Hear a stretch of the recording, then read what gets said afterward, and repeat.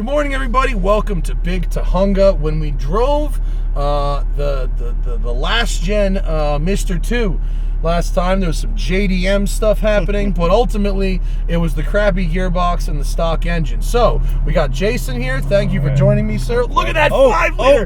That was fresh. Oh, that was fresh. Get him back. We need to drive that. Okay.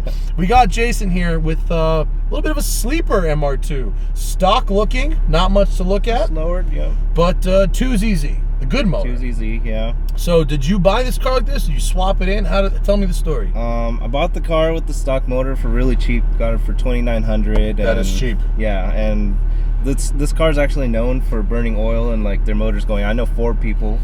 And I asked the owner, I was like, is it burning oil? Is it on its way out? He's like, no, there's a leak, but it's just leaking off the block. So I bought it, and then I drove it for 2 months, and it blew.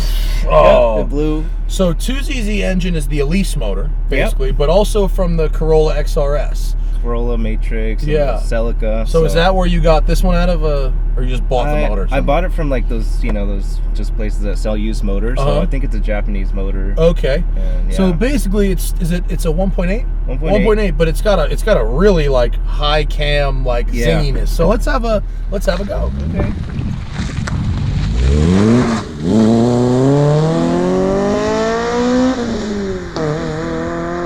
Depending on the ECUs, they redline differently. So I have the highest redline, which is 82. 8,200 RPM. It goes past the needle.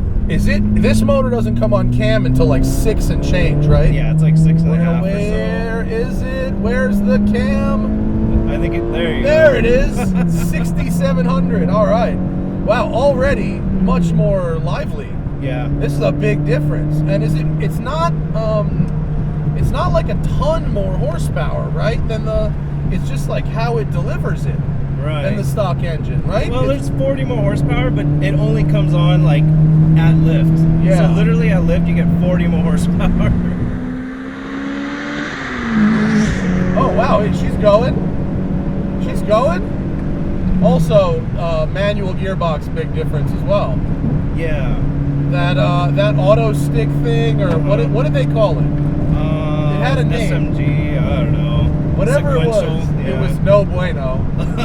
But with a manual, all the difference in the world. And this is the original, so it's still a 5-speed instead of the 6 that 2ZZs normally come with. So a lot of people do the motor and 6-speed together. Right. That's the deal. Okay. Yeah, I was just kind of on a short budget, and also I don't think it's that much better, So I just decided to keep the 5. For the 6-speed, do you just get an overdrive, or all the gears are shorter? I think all the gears are shorter, but it's just a little bit, Okay. It's not too much difference.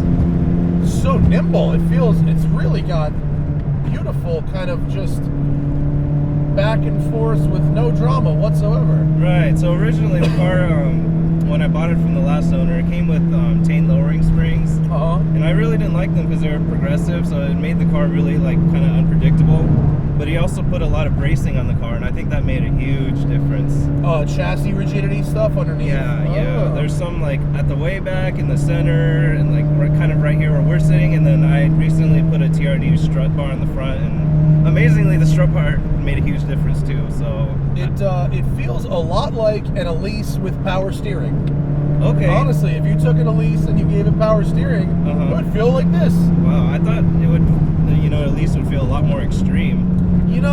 If it was an Exige S240, yes. But the regular Elise, aside from having half an interior, it's reasonably soft and is not actually that crazy. Okay. They're just loud because they've got no sound insulation or anything. Got it. This is quite lovely.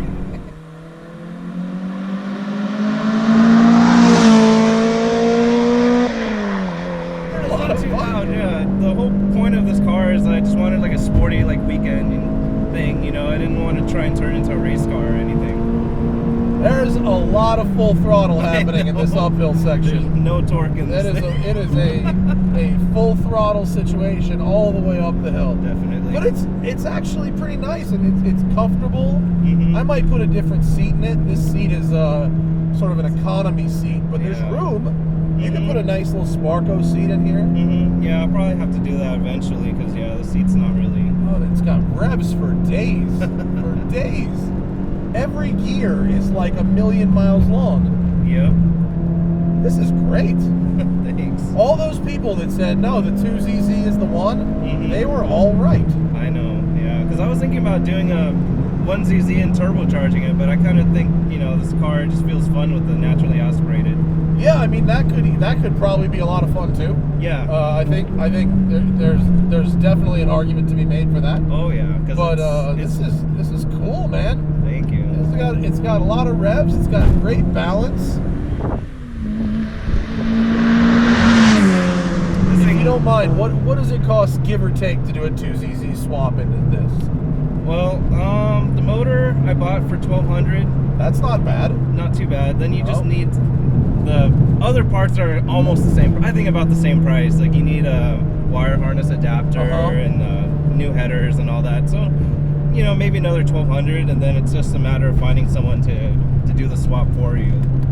So it's maybe $3,000 in parts plus labor. Plus labor. That's not terrible. Yeah, and that's not terrible. I ran into this Toyota tech at Adams Motorsports Park. I love Adams. Yeah. Shout out to Troy Adams. It is an awesome place in Riverside. Yeah, I'm always there. I think that's where I blew this motor. I made it home. Really? Tuesday night time attack, Thursday night drift. Are they still doing that at Adams? I think they still are, right? They moved it to like Friday or something, but they do still have time attack. Dude, no joke. That drift night at Adams is a party. It's fun out there. It's craziness. All right, I'm gonna go flat through the first 4. Okay, just see what it's like. Sure.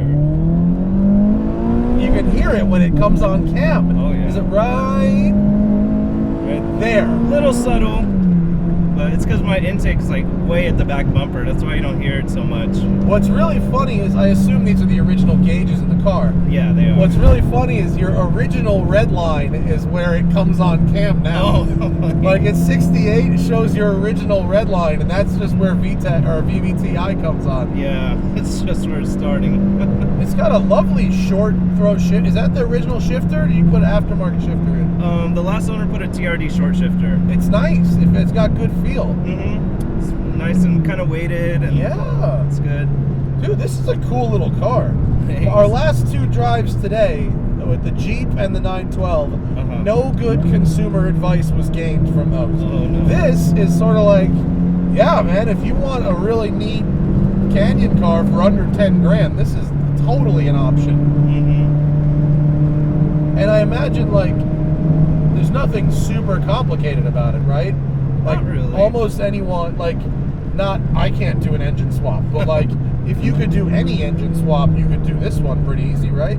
But yeah, the only thing was, the wiring's a little tricky, but you could find all the information online. It's not all in one place, you got to do some searching, but the mechanic, Ross, who did the swap with me, he's never done a 2ZZ swap. And we got everything in, and the first startup, it turned on, everything was fine. And everything works. Yep. Gauges all work, accessories all work. Do you have AC? Yeah. AC works. AC's working. Golden. So, yep, everything's good. Did they sell this car in Japan with this engine? I don't think so. I think the original engine was the only engine available for the car. I mean, if I was Lotus and Toyota sold this car like this, I'd have been fucking pissed. Yeah, that's true. Because there's an argument to be made that this car, as it sits today, is better than an Elise. Wow. I mean, it's more comfortable. It's more usable. If you get into a minor accident, you don't have to replace a clamshell. Right. And I mean, the Elise is lighter, but honestly, it's not by much. It's like 100 pounds lighter, so And this has power steering. The Elise is very light, so no power steering isn't a huge deal. But power steering is a nice thing to have. I'm not gonna lie. Yeah. Oh, I don't want to sit behind this truck. Will he be nice and give me a, or will you give me a little what's up or what have you? Wow. Nope. What else do we need to know about these things? Has it otherwise been reliable? You have any issues with it? No, not really. Besides the motor dying. Well, other than blowing your original engine, yeah, that could be a problem. One good thing to know is the 2003 and above, they revised the motor a little, and I heard it's a lot more reliable. Oh, okay. So, what year is this one? This is 02. 02. Oh, man. And that's the facelift model too, with the updated lights. And Yeah. So. Is that reflected in the purchase prices, you think? Yeah, it goes up a little bit. Unless, it's someone who doesn't really know too much about cars, you might get lucky, but if they know, then they'll probably jack up the price. I don't want to sit behind this truck. I'm going to pull over and give him a quick gap. Okay. So that we don't have to suffer behind his slow drivingness. Even though we're almost there, I still want to wait. Yeah, the AC I'm impressed turned at on. actually how comfortable this is. To me, this is more comfortable than a Miata. Once you sit inside, it almost just feels like a Corolla or something. It's not that for a small car. It really doesn't feel that smart. Yeah. Give it 15 seconds. Yeah, this is fucking nice. For under 10 G's, this is a lot of fun. It's fun. A lot of fun. Mm-hmm. And like you could daily. It's practical. There's no bullshit. It's easy. Yeah, it's Toyota. straightforward, simple car. All right. Can we catch the truck by the end? Try your best. The on-cam power band is kind of short, but you keep it up there. Yep. You actually, it's so high that you actually kind of have to work for it. Yeah, it's a lot of hard work driving this car hard. 8,000 RPM, just spinning.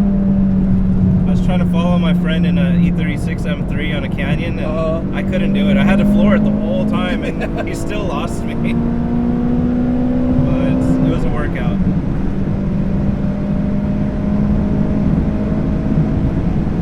Cool car, Jason. I really dig it.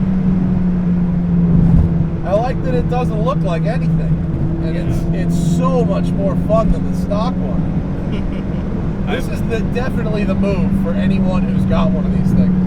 I've yet to ride in a stock one. I want to see what a totally stock one feels like. Yeah, I'll probably feel like a dog after this.